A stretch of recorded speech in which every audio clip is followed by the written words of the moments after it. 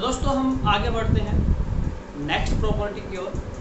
जो हमारी next property होगी ये है कोहेजन, और जो दूसरी प्रॉपर्टी होगी वो होगी एडिशन।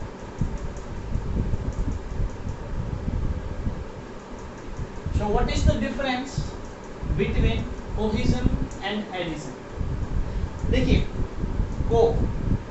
कोहेजन का मतलब जो होता है वो होता है सेम काइंड ऑफ मॉलिक्यूल्स के बीच में जो अट्रैक्टिव फोर्स होगा उसको हम कोहेजन बोलेंगे। जैसे ये आपका एक सब्सटेंस है, इस सब्सटेंस में डिफरेंट मॉलिक्यूल्स हैं,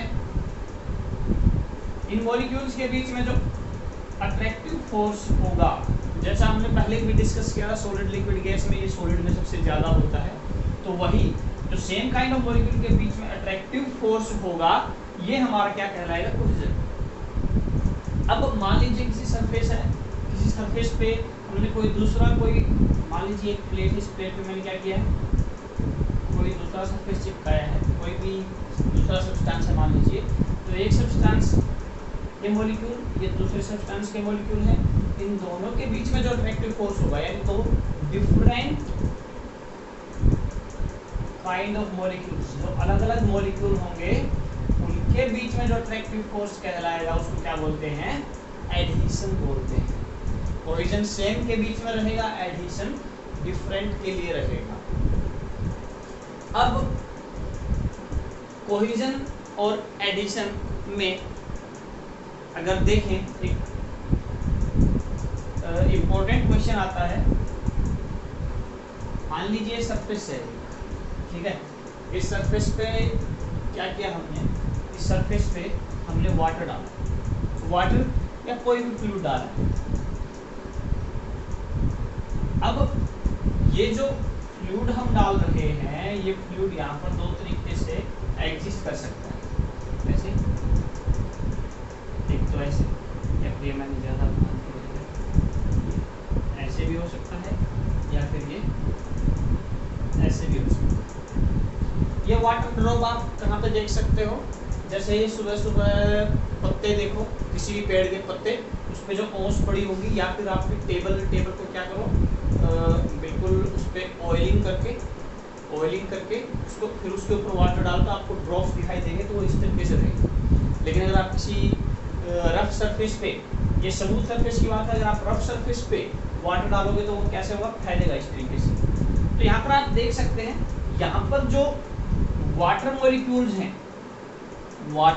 ये क्या चाहते हैं, ये ज़्यादा से ज़्यादा सरफेस के टच में आना चाहते हैं, ज़्यादा से ज़्यादा सरफेस के टच में आना चाहते हैं। और यहाँ पर क्या करना चाहते हैं, यहाँ पर ये मॉलिक्यूल जो है ये आपस में रहना चाहते हैं, एक दूसरे के पास ज़्यादा रहना चाहते हैं, और जो सरफेस है उससे दूर जाना चाहते हैं। तो यहाँ पर मैं क्या कह सकता हूँ कि यहाँ पर जो मॉलिक्यूल्स के बीच में क्या है, एडहेशन है। एडहेशन यानी वाटर और इस सरफेस के जो मॉलिक्यूल है उनके बीच में जो अट्रैक्टिव फोर्स है वो ज़्यादा है कोहेजन के बजाय।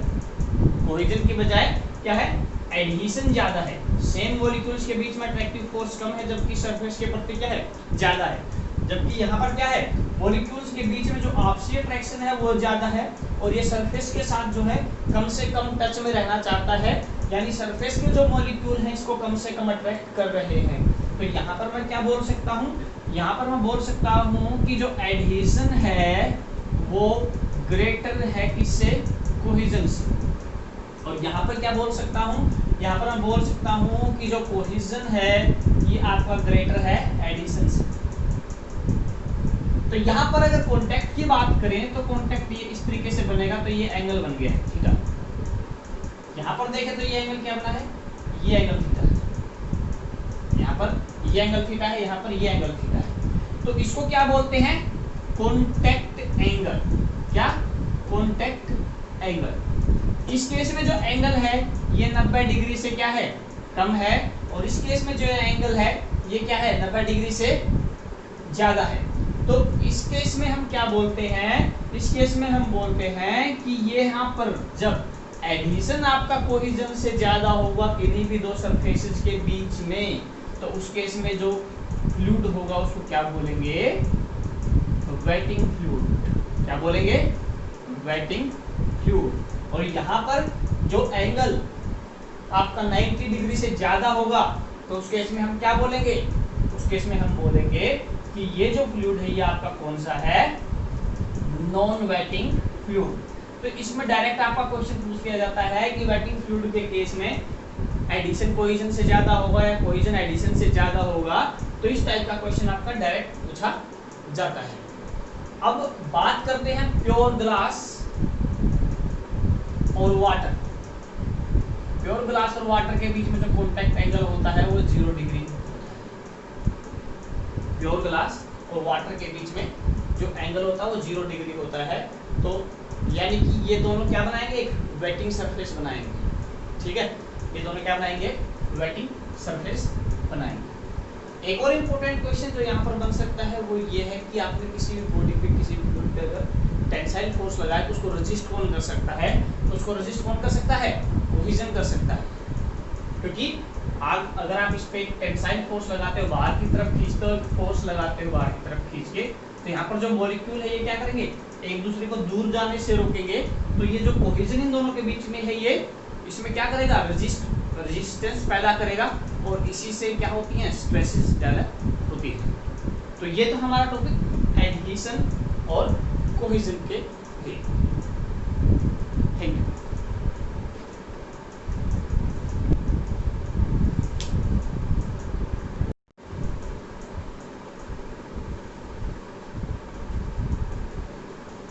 तो दोस्तों अब हम आगे बढ़ते हैं। अब देखिए आपके पास क्या है? मान लीजिए एक कंटेनर है और इस कंटेनर में क्या है? फ्लूइड है। फ्लूइड के तौर पे हम लिक्विड को ले रहे हैं। ठीक है, अब लिक्विड में क्या होगा? लिक्विड में मॉलिक्यूल्स होंगे, मॉलिक्यूल्स होंगे हर जगह। अब मान लीजिए यहाँ पर कोई मॉलिक्यूल है, इस मॉलिक्यूल के चारों ओर मॉलिक्यूल होंगे हर डायरेक्शन में। इस मॉलिक्यूल के इधर भी मॉलिक्यूल होगा, ऊपर भी, दाएं भी, बाएं भी, नीचे भी, ऊपर भी, लेफ्ट राइट, आगे पीछे, हर जगह मॉलिक्यूल होगा। अब ये जितने ही मॉलिक्यूल होंगे ये इसको क्या करेंगे? अपनी तरफ अट्रैक्ट करेंगे, अट्रैक्टिव फोर्स लगाएंगे। क्या करेंगे? अट्रैक्टिव फोर्स लगाएंगे। अब अट्रैक्टिव फोर्स लगाएंगे और ये जो फोर्स होगा ये क्या होगा? हर डायरेक्शन से इक्वल होगा, क्योंकि सेम काइंड ऑफ मॉलिक्यूल्स हैं, सेम डिस्टेंस पे होंगे, तो हर तरफ से जो फोर्स लगाया जाएगा वो क्या होगा? सेम होगा। इसीलिए यहाँ पर जो मॉलिक्यूल है इसकी पोजीशन चेंज नहीं होगी। अगर मैं ऊपर जाता जाऊं, ये मॉलिक्यूल अगर मैं ऊपर ले लेता हूं सरफेस पे अगर मैं मॉलिक्यूल लेता हूं तो क्या होगा? इस केस में जो अट्रैक्टिव फोर्स होंगे वे नीचे की तरफ काम करेंगे। अट्रैक्टिव फोर्स जो होंगे वो नीचे की तरफ काम करेंगे। ऊपर की तरफ कोई अट्रैक्टिव फोर्स है? नहीं है। तो यहाँ पर जो आपका क्या है? मॉलिक्यूल है, इस पे नेट फोर्स कहाँ लग रहा है? नेट फोर्स जो लग रहा है वो डाउनवर्ड डायरेक्शन में लग रहा है। इस तरीके से क्या हो जाना चाहिए? इस तरीके से जो सरफेस पे जो भी मॉलिक्यूल होगा उसको नीचे मूव कर जाना चाहिए और इस तरीके से आपका जो सरफेस है वो कोलैप्स हो जाना चाहिए, यानी सरफेस एग्जिस्ट नहीं करना चाहिए। लेकिन होता क्या है कि मॉलिक्यूल जो सरफेस पे जितने भी होंगे उनको सरफेस पे ही मेंटेन करने के लिए जो फ्लूइड है, फ्लूइड के जो सरफेस पे मॉलिक्यूल्स हैं क्या करते हैं? कुछ एनर्जी स्पेंड करते हैं ताकि ये मॉलिक्यूल नीचे न जाए। वो इस तरीके से इसको खींच के रखते हैं। क्या करते हैं? खींच के रखते हैं ताकि मॉलिक्यूल नीचे न जाए। तो यहाँ पर जो एनर्जी क्या है इनको खर्च करनी पड़ रही है, फ्लूइड को अपनी एनर्जी खर्च करनी पड़ रही है सरफेस पे मॉलिक्यूल को रखने के लिए। तो अगर हम बात करें, मान लीजिए ये आपके पास क्या है? फ्लूइड का सरफेस है और फ्लूइड का जो सरफेस है इस पे पर यूनिट एरिया में जितने मॉलिक्यूल्स हैं, पर यूनिट एरिया में जितने मॉलिक्यूल्स हैं उनको सरफेस पे मेंटेन रखने के लिए फ्लूइड को जितनी एनर्जी खर्च करनी पड़ती है उसको हम क्या बोलते हैं? सरफेस टेंशन बोलते हैं। क्या बोलेंगे? एनर्जी स्पेंट या रिक्वायर्ड टू मेंटेन किसको? यूनिट एरिया ऑफ मॉलिक्यूल्स को सरफेस पे मेंटेन रखने के लिए जितनी एनर्जी खर्च करनी पड़ेगी, इसको हम सरफेस टेंशन बोलेंगे। और इसको हम रिप्रेजेंट करते हैं किससे? सिग्मा से रिप्रेजेंट करते हैं। एनर्जी, एनर्जी मतलब जूल, एनर्जी मतलब क्या? जूल। एरिया मतलब मीटर स्क्वायर। तो ये इसकी यूनिट हो गई है जूल पर मीटर स्क्वायर। जूल मतलब क्या लिख सकता हूं मैं? न्यूटन मीटर लिख सकता हूं। और नीचे क्या है? Metre square. मीटर से मीटर कट गया तो न्यूटन पर मीटर। तो यहां पे मैं क्या बोल सकता हूं? ये क्या है? फोर्स पर यूनिट लेंथ भी है। तो कैसे डिफाइन करेंगे? सरफेस पे यूनिट लेंथ, यूनिट लेंथ पे जितने मॉलिक्यूल होंगे, सरफेस के यूनिट लेंथ में जितने मॉलिक्यूल होंगे, उनको सरफेस पे मेंटेन रखने के लिए जो सरफेस मॉलिक्यूल्स है उनको फोर्स लगाना पड़ेगा। तो वो जो फोर्स लगाया जाएगा पर यूनिट लेंथ के लिए, उसको भी हम क्या बोलते हैं? सरफेस टेंशन बोल सकते हैं। तो ये दोनों इसकी यूनिट होती है, जूल पर मीटर स्क्वायर भी होती है और न्यूटन पर मीटर भी होती है। अब बात करें अगर डायमेंशनल फॉर्मूला की, तो न्यूटन है फोर्स, और फोर्स क्या होता है? Mass into acceleration, that is mlt-2। और नीचे क्या है? मीटर, मीटर मतलब L।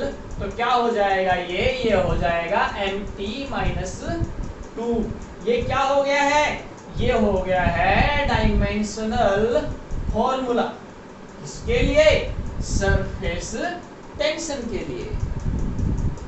सरफेस टेंशन की अगर बात करें तो सरफेस टेंशन के कारण क्या होगा? जो मॉलिक्यूल्स के सरफेस पे, सॉरी किसी भी फ्लूइड के सरफेस पे क्या रहेगा? एक खिंचाव रहेगा। मॉलिक्यूल्स जो है वो सरफेस पे जितने ही मॉलिक्यूल होंगे सब इसको एक तरफ खींचने की कोशिश करेंगे, ठीक है। तो इसमें क्या होता है? जैसे कोई भी पानी की ड्रॉप है, ड्रॉप पानी गिरता है कहीं से भी, बादलों से आप गिलास कहीं से भी, टूटी से भी टपकता है आपका पानी, तो उसमें क्या होता है? सारे मॉलिक्यूल सरफेस पे होते हैं। और सरफेस पे होने के कारण क्या होता है?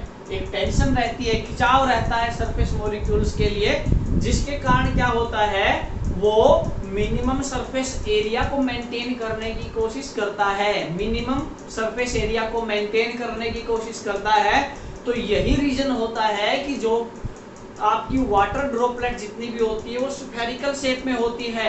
क्यों? क्योंकि जो स्फेरिकल सरफेस होता है उसका एरिया जो रहता है वो क्या रहता है? वो मिनिमम रहता है। तो ये किसके कारण होता है? सरफेस टेंशन के कारण होता है। सरफेस टेंशन के बहुत से फिनोमिनाज आपको दिखाई दे जाएंगे। जैसे आपका जो पक्षी हैं वो आपके बर्ड्स हैं, वो पानी पीते हैं, तो वो चोंच से पानी पीते हैं, तो वो भी सरफेस टेंशन के कारण हो पाता है। इसके अलावा जो मच्छर है वो पानी पे तैर जाता है, आपने देखे होंगे, कहीं पे भी ठहरा हुआ पानी है तो वहां पर मच्छर उस पे खड़े हो सकते हैं, तो ये भी सरफेस टेंशन के कारण है। और एक क्वेश्चन पूछा जाता है कि एक नीडल है, एक नीडल को आपने क्या किया? पानी पर बिल्कुल आराम से रख दिया है, और उसको रखने के बाद वो पानी पे तैर रही है। हालांकि नीडल लोहे की है तो उसकी डेंसिटी वाटर से ज्यादा है, बट स्टिल वो पानी के ऊपर तैर रही है। तो वो क्यों तैरती है? वो भी क्यों तैरती है? सरफेस टेंशन के कारण ही तैरती है। चलिए, ये तो बात हुई सरफेस टेंशन की। अब बात करते हैं जो हम इफेक्ट ऑफ टेम्परेचर क्या रहेगा? इफेक्ट ऑफ टेम्परेचर क्या रहेगा सरफेस टेंशन पे? अब एक बहुत ही इंपॉर्टेंट चीज जो वो क्या है कि जो सरफेस टेंशन है वो है किसके कारण? ये भी आपका क्वेश्चन पूछा जाता है कि सरफेस टेंशन है किसके कारण? कोहेजन के कारण है। अगर आपने टेम्परेचर बढ़ाया, अगर आपने टेम्परेचर बढ़ाया तो क्या होगा? कोहेजन घटेगा, और कोहेजन घटेगा तो क्या होगा? कोहेजन घटेगा तो सरफेस टेंशन भी घटेगा।